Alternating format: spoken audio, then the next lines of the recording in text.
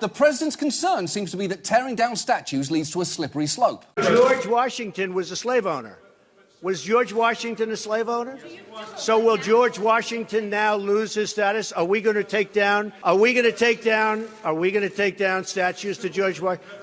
How about Thomas Jefferson? What do you think of Thomas Jefferson? You like him? I do. Okay, good. Are we going to take down the statue? Because he was a major slave owner.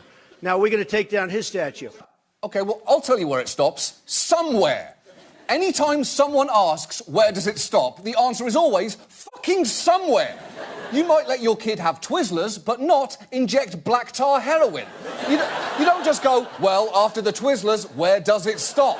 In a unanimous vote, the commission, which oversees the city's public art, voted to remove and relocate the statue at the behest of members of the council's Black, Latino, and Asian caucus. They say the representation of the slave-owning founding father makes them uncomfortable, and they believe it is inappropriate. You look at a man like Thomas Jefferson, founding father, helped to write the Declaration of Independence. Then you look on the flip side. This is a man, Jake, who owned 600 slaves. If you're a city council member and you're coming into a chamber here at City Hall and you see that statue, that's what you're thinking of each day, day in and day out. I think it's a good thing to make people feel better as taxpayers when they're walking in those same hallways every day trying to do what's right for justice and the law, that they feel equal to those that are also there and don't feel like they're being in some form or fashion belittled. Painful. The same person we talking about.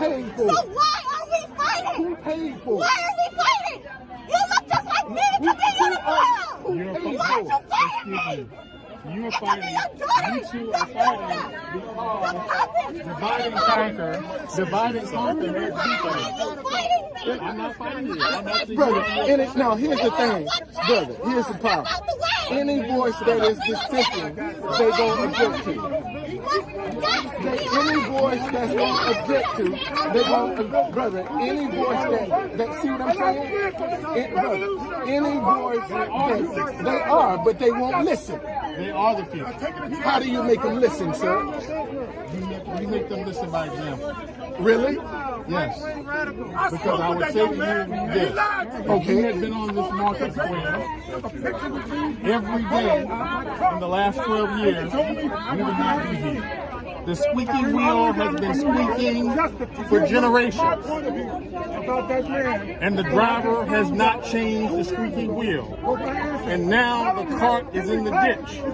And guess what? The driver is blaming the squeaky wheel.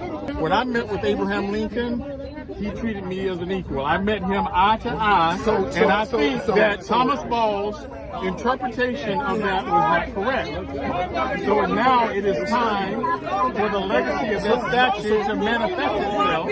So what the people can I speak now? Is it possible I can speak now? I listen to you. Right? Are you willing to listen to me, sir? Oh, but you can talk to me, but you're not willing to listen to me.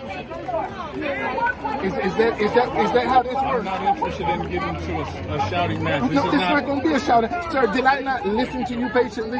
Yes. Then I'm asking you to listen to me patiently. Right. Okay? Right. All right? I'm saying, first of all, the statue was facing the Capitol. It wasn't facing. I was here in 1876 when it was erected. I know it was facing the other way. Really? Yes. Oh, and who else was here, sir? Since you was here. Grant and many others. There was as a matter of fact, my speech said, all the races and colors and conditions of men were the congregation. Really? Yes. Okay. And who paid for it, sir? For that statue? Yes, sir. Freedmen with pennies and nickels and dollars. Okay. Yes. And why should we tear it down? Well, we can do something with it. What the people want. Why don't we when I went to Maryland in 1865, I told them then this is concerning the Confederate monument.